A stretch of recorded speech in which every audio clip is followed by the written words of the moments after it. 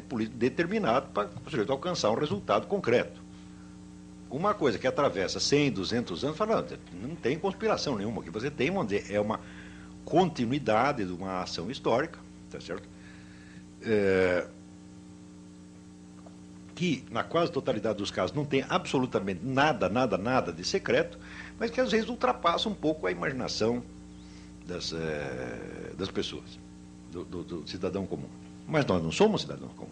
Nós somos gente de estudo, nós somos uma elite universitária, tá certo? Nós somos gente letrada, nós temos outras obrigações. O cidadão comum, o homem que está aí varrendo a rua, ele não tem obrigação nenhuma de entender isso e nem de tentar entender, mas nós temos. Você quer me ver ficar brabo?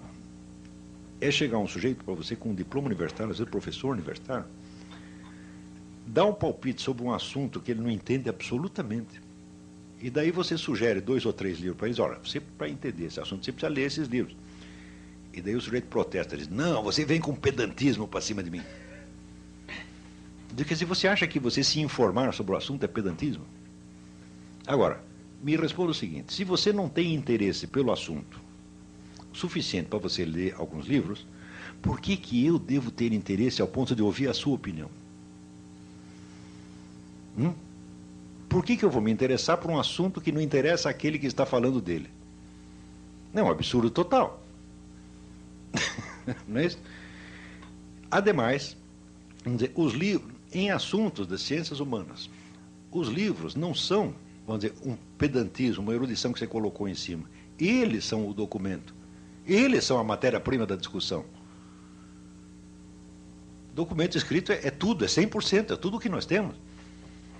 Como é que um juiz vai julgar um processo? Ele vai se transportar, vamos dizer, telepaticamente e retroagir, tipo Exterminador do Futuro, retroage ao passado para ele lá, né, assistir o crime. Então ele não pode fazer nada disso. Ele depende de um negócio que chama os autos. O que é os autos? Papel.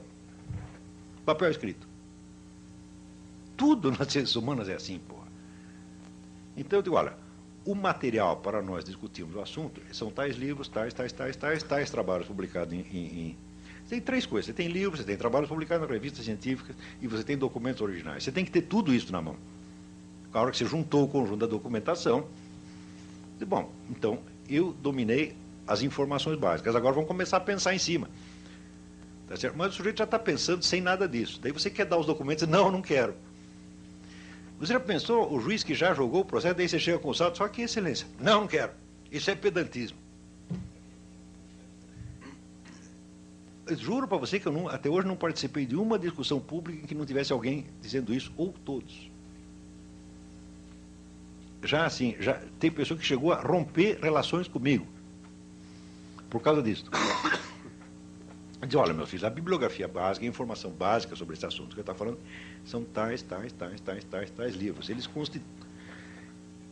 consistem em matéria-prima. Você lê isso, você se informa, e daí você cria a sua opinião, e daí vamos discutir. Mas por enquanto não, nem começou. Você está entendendo? Daí a pessoa recusa. Não, isso é pedantismo, você quer me impor, você quer bancar a autoridade. Eu não estou entendendo o que você está querendo dizer. Para mim, você, prepotência, autoridade, é o contrário. Você não precisa dos documentos, você já julgou. Né? Eu tenho apenas um cérebro humano, eu para entender alguma coisa, o negócio, eu primeiro preciso me informar, dá um trabalho miserável. Em grande parte dos casos eu não entendo coisa nenhuma do que estou estudando, leva anos para você entender alguma coisa. Mas você não, meu filho, você, assim, você já sacou tudo, já sabe, tá certo? Já julgou. Se nós continuarmos fazendo isso com relação a essa nova ordem internacional, o Brasil não chegará a 2010 como país soberano. Não chega mesmo. Para desfazer esta coisa aqui, é muito mais fácil do que vocês imaginam. Porque se entregar mesmo a administração da Amazônia para essas ONGs, quem vai protestar? Ninguém pode protestar. Porque toda a oposição, entre aspas, nacionalista, esquerdista, anti-imperialista, está vinculada a essas mesmas ONGs. Está entendendo? Então, justamente aquelas pessoas que estão sempre preocupadas em defender a soberania nacional, essas mesmo vão ficar quietas.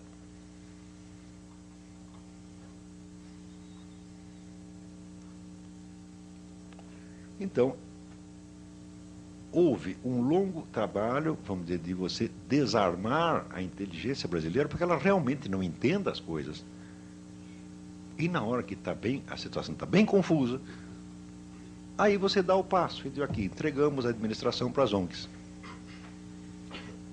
Não vai haver condição de você articular uma oposição a isso, porque as pessoas não estão nem entendendo. Como é que nós vamos fazer oposição se eles estão entregando para os índios, e se a gente estava lutando em favor dos índios? Então, o que é comprometer a pessoa? Está todo mundo com o rabo preso numa coisa ou na outra. Não com o rabo preso financeiramente, por corrupção, não, mas pela concepção e pelos valores que tem defendido.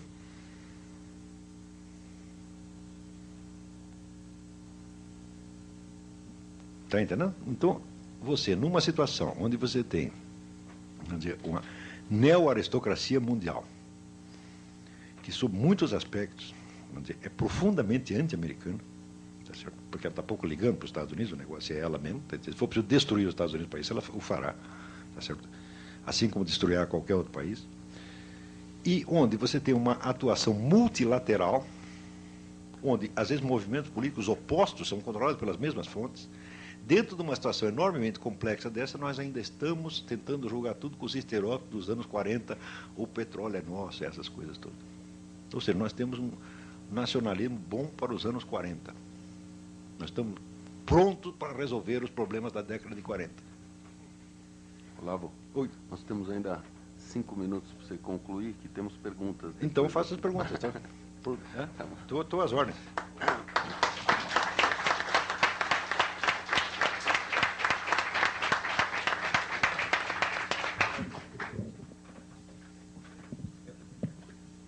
Agradecemos a brilhante exposição do professor Olavo de Carvalho, que nos demonstrou muito o sentido do que é filosofar, né? O que esquecer, do que é o perguntar o núcleo, procurar identificar o problema, sem talvez conseguir ter a percepção da solução. E talvez uma mente nenhum de nós o possa ter e possa abarcar, enfim, todas essas modificações na estrutura mundial. Modificações essas que Vossa Excelência também demonstrou que não são modificações, quer dizer, no fundo, nós trabalhamos sempre também com o sentido egoístico do ser humano, e se o ser humano detém o poder, seja o poder das armas, seja o poder do dinheiro, ou se nós unimos o poder da arma e do dinheiro, é evidente que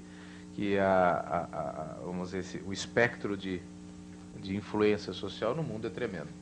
Também é fato que a erosão dos valores morais e sociais da sociedade também culminam por ser um instrumento de manipulação. Quer dizer, a ignorância, obviamente, interessa na manutenção do status quo, na manutenção do poder. Eu me recordo de detalhes curiosos, né? Quer dizer, a gente podia pegar um monte de exemplos disso. Eu me recordo quando eu tinha meus 16 anos, mais ou menos, se tentou introduzir o preservativo, a camisinha, como um meio de método anticoncepcional. E era interessante que a camisinha era ligada a algo efetivamente, vamos dizer, de baixo nível. Quer dizer, não havia qualquer assimilação na sociedade, a possibilidade de se conversar sobre camisinha em qualquer foro familiar. Era uma coisa absolutamente impossível. E uma grande indústria farmacêutica fez um reclame, uma propaganda, que eles mostravam uma moça, uma metáfora, mostrando uma moça vestindo uma meia, dizendo que a preservativa era algo muito bonito, e nunca pegou. Aquilo era algo que nem era objeto de debate, porque era uma coisa grosseira, era ligada com prostituição, com bordéis, enfim. Não era assimilável em qualquer debate social. Com o passar dos anos, a tal de AIDS introduziu a camisinha não apenas como um instrumento de consumo e de comentário generalizado, como também até de políticas públicas, né? Quer dizer, dos estados comprando e distribuindo preservativo, embora hoje saiba-se, por exemplo, que se vê a camisinha como fator de propagação da AIDS e de doenças e não como de preservação, porque de um lado ela até traz uma liberalização nos controles sociais e morais do indivíduo, como a própria AIDS, isso é um problema africano, até um site do governo americano, do Serviço de Saúde norte-americano, quem for no site vai ver o governo norte-americano dizendo, olha, gente, tome muito cuidado, que a camisinha não protege de maneira eficaz contra a AIDS. Uma série de razões, entre elas que o vírus da AIDS é centenas de vezes menor que o espermatozoide, enfim. Então, quem acha que a camisinha protegeria de alguma coisa está rigorosamente equivocado. Mas esses fatos que Vossa Excelência levantou, quer dizer, mostrando os motivos egoísticos, são, de fato,